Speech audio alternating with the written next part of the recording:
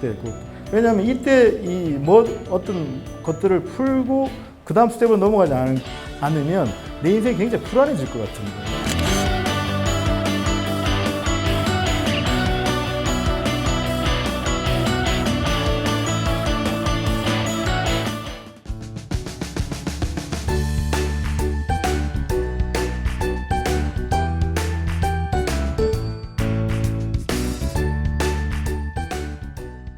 시나리오 한 편 쓰는데 어느 정도의 시간이 걸린지 아세요? 혹시? 영화 시나리오 한 편 쓰는데 보통 2년이 걸립니다. 지금 영화를 쓰겠다고 딱 앉으면 2015년이니까 2017년 정도에 시나리오 완성이 될 확률이 높습니다. 건축학 개론도 시나리오 10년 전에 쓴 겁니다. 제 걸 보시면 나 연배가 좀 있으면 알 텐데 나름 첫 번째, 두 번째는 괜찮았어요.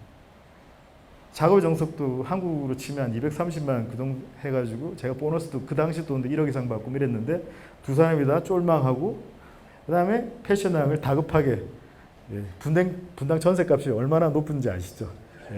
전셋값 마련을 위해서 과감하게 나섰다가 굉장히 지금 멍해가 되어서 빨리 다음 영화로 이 패션왕을 덮기를 바라고 있고 뭐 그러면서 다음 중국 영화를 쓰고 있습니다.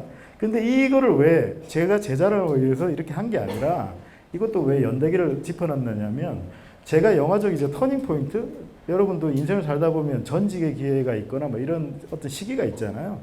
그 어떤 두 번째 기회가 온다거나 그 지점이 어디냐면 여기와 여기 사이입니다.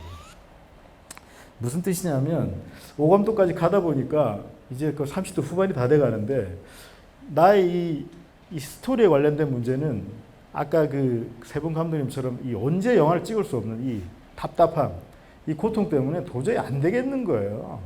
그게 이제 30대 후반, 40대 초반 그 사이인데 제가 그때 그래가지고 모 대학에 이제 박사과정 스토리로 이제 들어가서 공부를 시작했습니다.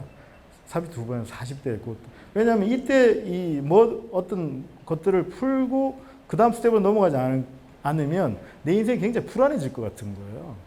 그래서 나중에 시나리오 공부를 많이 하시는 분들 아시겠지만 미드 포인트에서 중간에 인생의 절대고비거나 어떤 강력한 적대자가 나오거나 아니 협조자가 나와서 그 다음 스텝을 넘어가기 위한 어떤 그 비책을 주거나 뭐 이렇게 하는 건데 제가 생각할 때 인생의 터닝 포인트가 뭐 80으로 기준해서 한 40 정도니까 이때 뭔가를 해결하고 나가지 않으면 해결할 수 없을 것 같아가지고 공부를 시작했는데 그러면서 이제 영화에 관련된 공부를 하게 됐죠. 그래서 공부를 하다 보니 저에게 정확하게 맞는 성경과도 같은 책을 발견하게 되는데 그것도 여러분 다들 알다시피 스토리 관련된 과를 지나가셨거나 공부를 하신 분들 다 한 번씩 거치게 되는 아리스토텔레스의 시학을 발견하게 된 거죠.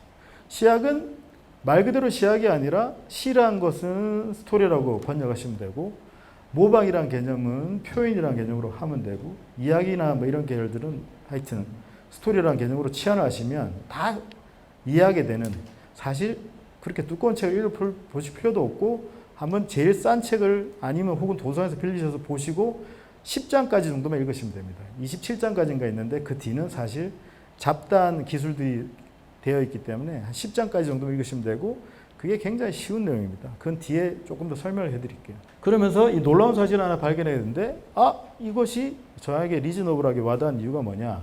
자, 프로그램들이 쫙 이렇게 있습니다. 다 누가 나오는 프로그램이죠? 다들 나석이 좀 뻘쭘하셔서 말을 안 하시지만 유재석이 나오는 프로그램들이 여기에 제가 오늘 마련 이렇게 드리고자 하는 핵심 문장이 다 있습니다. 뭐다? 제일 재밌는 스토리는 움직이는 것입니다. 러닝맨이 제일 많이 움직이고 도전합니다. 시청률이 높습니다. 러닝맨이 그 다음으로 움직입니다. 시청률이 낮습니다.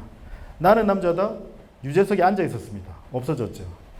놀러와 유재석, 김원희가 앉아 있었습니다. 없어졌죠. 그러면 움직이지 않는 또 프로그램 하나 있는데 동상이몽 생각해 보시면 사연의 당사자들이 움직입니다. 유재석은 앉아 있지만 이해되시죠? 오늘 할 이야기는 그겁니다. 움직이면 재밌는 거고 움직이지 않으면 재미가 없는 겁니다. 이해되죠? 그래서 액션 스토리텔링이라는 말을 붙였고 제가 나중에 책을 낸다면 액션 스토리텔링으로 책을 한번 내볼까 지금 생각 중입니다. 시학을 읽어보실 분들 기억나시겠죠? 맞아. 저랬어라고 깨달으실 텐데 스토리의 재료는 사람이 아니라 행동이라고 아리스토텔레스가 말씀을 하십니다. 그 이야기가 뭐냐? 아까 말씀드렸던 행동의 모방은 표현으로 바꾸면 된다고 그랬죠. 스토리는 행동의 표현이므로 반드시 하나의 전체 행동을 표현해야 한다.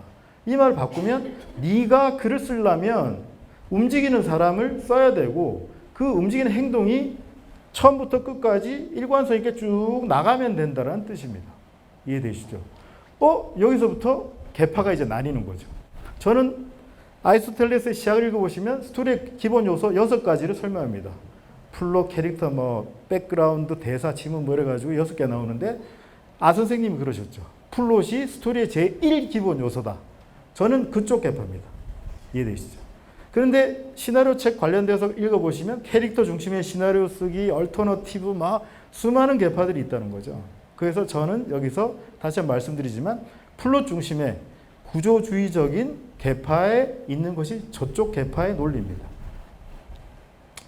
아리스토텔레스는 시인이 작가라고 바꾸면 됩니다. 작가가 극적으로 통일된 이야기에서 다루어야 하는 제재 소재는 사람이 아니라 행동임을 강조합니다. 주인공의 삶에서 하나의 강력한 극적 행동을 이끌어 보여내줌으로써 당신은 주인공을 그려낼 수 있다. 이 말은 반대로 하면 당신의 주인공은 반드시 극적 행동을 하는 사람이어야 된다는 소리인 거죠. 즉 스토리저는 사람이 아니라 행동이다. 그러면 사람이 아니라 행동이다. 뭔가 있는 것 같은데 아직 의심의 눈초리를 거두실 수는 없잖아요. 이제부터 제가 그거에 대해서 증명을 한번 해보려고 합니다. 취업 인터뷰를 가게 되고 거치신 분들이 있고 이제 가야 되실 분들이 있을 겁니다. 그럼 가게 되면 항상 질문을 하게 되죠.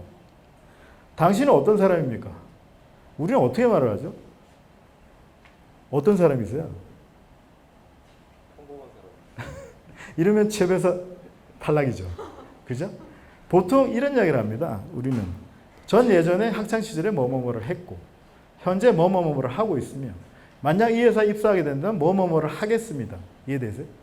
한다가 정거예요. 한다가 내가 창조하는 캐릭터의 스토리인 거고 뭘 한다가 스토리라는 거죠. 이해되시죠? 그럼 여기서도 뭐죠? 그럴 수도 있겠다는 생각이 들 거 아닙니까? 자, 그러면 다음 넘어가 봅시다. 여기 중에 자기소개서를 써야 될 분들 혹은 남몰래 여기 와서 전직을 꿈꾸시는 분들이 있을 테니까 다른 회사 전직을 하시려면 또 자기소개서 쓰게 됩니다. 그러면 평범한 자기소개서 혹시 인사팀 계신 분들 있나요? 아니면 인사팀이라 생각해보고 우리가 어떤 게 좋은 자소서일지 한번 생각해 봅시다. 일반적인 자소서는 이렇죠. 저의 예를 들면 1967년 부산 어디여서 태어나 어느 고등학교를 졸업하고 부모님 사랑을 듬뿍 자라고 컸으며 대학 때는 뭐를 했고 이런 식으로 쓰는 거잖아요. 근데 앞에 뒤에 대학 시절에 뭐뭐 했고 빼고는 뭡니까? 다 스토리가 아닌 거예요. 액션이 아닙니다. 자랐고 무슨 액션입니까? 가만히 있으면 자라는데. 저도 잘하지만 강아지도 자라요. 뭘 한 건 아니란 말이죠. 이해되시죠? 그래서 우리 쪽 계파에서 하는 논리는 뭐다? 이런 식의 상황에 대한 상태에 대한 자소서를 쓰면 재미가 없다는 게 우리 쪽 계파의 논리죠. 예를 들면 자소서 이렇게 해야 됩니다. 공을 뻥 찼습니다. 첫 문장이 그런 거죠. 커다란 전광판에 맞고 떨어졌어요. 바로 그 전광판이 삼성전자였습니다. 제 운명과 삼성전자는 그때부터 연결되었던 거죠. 이렇게 써야 된다는 거죠. 이해되시죠? 액션으로 연결되면 어텐션이 됩니다. 자라났고는 어텐션이 되지 않아요. 그래서 여기서 생각해 보시면 성장영화라는 장르가 수업 시간에는 있습니다. 최근에 성장영화 보신 적 있나요? 한 연배 있으신 분들은 한 15년, 20년 전에 제8요일부터 이렇게 어려움을 겪고 빌리 엘리어트 이런 게 있었죠. 요즘 없어지지 않았나요? 왜 없어졌겠어요? 재미가 없어서 없어졌어요. 액션이 없기 때문에. 설마 의심을 하시겠지만 제 이야기를 듣다 보면 나중에 이해하게 되실 거예요. 보고 보통 어떻게 하십니까? 생각해 보시면 현재 시장 상황은 SWOT 현재 이렇고 우리 상태는 이렇고 포지셔닝이 여기입니다까지 다 하시잖아요. 이건 스토리입니까? 스토리가 아닙니까? 환경이잖아요. 상태는 스토리가 아니죠. 액션을 써야 됩니다. 그래서 보고서 쓰실 때 과연 내가 아니면 우리 조직이 우리 부서가 어떤 뭐를 하면 어떻게 되는 거야를 생각하시면 어텐션이 되는 보고를 하실 수 있게 됩니다. 자, 여기서 이제 다양한 장르를 다시 한번 짚어보시죠. 멜로 영화, 휴먼 영화, 코미디, 스릴러, SF 액션이 있습니다. 이 중에 우리가 여러분들이 극장에서 가서 8천 이상 내시고 보는 영화들은 어떤 영화들이죠? 스릴러 이런 것들은 생각해 보시면 사건의 문제를 해결하기 위해서 형사들이나 애들이 막 뛰어다닙니다. SF는 지구의 침공을 막기 위해서 막 하거나 움직이죠, 대부분. 코미디는 슬랩스틱을 하기 때문에 그나마 액션이 좀 있죠. 그죠? 휴먼 영화들은 잔잔한 아까 성장 영화들은 되지 않지만 국제시장처럼 전 한국 역사를 담아서 베트남에도 갔다가 뭐 이렇게 왔다 갔다 액션이 있는 것들은 그나마 유지를 합니다. 그래서 제일 움직임이 없는 건 여전히 멜로일 확률이 높죠. 그죠? 여기서 좀 빠져 있는 게 액션 중에서도 스포츠 영화들이 또 있습니다. 스포츠 영화들은 간간히 있잖아요. 생각해보시고 우생순부터 국가대표까지. 근데 이거는 그 스포츠 영화들은 생각해보시면 오리지널 시나리오가 거의 없습니다. 다 실화가 있습니다. 실화. 국가대표부터 심지어 글러브란 영화까지 다 실화입니다. 감사용부터. 이해되시죠? 그러니까 스포츠 영화는 액션 영화인데 왜 없지? 라고 생각하실 수 있잖아요. 근데 그 영화는 그 논란을 방지해서 설명을 드리면 그쪽은 성장 영화 개념이 되게 큽니다. 은퇴했던 혹은 누군 코치가 신인 영재를 발굴해서 다시 가서 우리가 뭘 다시 한다. 이런 어게인 개념이 굉장히 많거든요. 그걸 보시면 스포츠 영화는 다 코치들이 있습니다. 그 코치가 자기의 과거의 모습이었던 얘들을 안고 같이 다시 성장하는 이야기거든요. 그렇기 때문에 그런 영화들이 성장 영화 개념이어서 액션이 있긴 하지만 잘 되지 않는 겁니다. 그러면 이렇게 장르를 나열한 이유는 뭐다? 자, 이제부터 보세요. 액션 멜로, 액션 휴먼, 액션 코미디, 액션 스릴러, 액션 SF 액션인데 액션이 안 들어가는 게 없습니다. 액션 잘 생각해 보시면 저 장르가 단순의 장르일 것 같지만 액션이 다 들어가 있는 장르들은 다 복합으로 콤보로 2배 이상 효과를 차지하게 되어 있습니다. 다 생각을 해보시면. 움직이는 것들은 무조건 다 재밌는 겁니다. 장르를 봐도 그렇고. 액션 스릴러 이런 것들이 잘 되지 그냥 단순하게 느와르풍의 스릴러는 잘 안 됩니다. 그래서 우리는 연기자들을 액터라 부르죠. 왜 액터죠? 움직이는 사람이니까. 스토리를 전달하는 사람이니까 액터라고 부르는 겁니다. 이해되시죠? 그러니까 연기를 하는 사람이 액터가 아니라 스토리를 재현해 주는 사람이 액터인 거예요.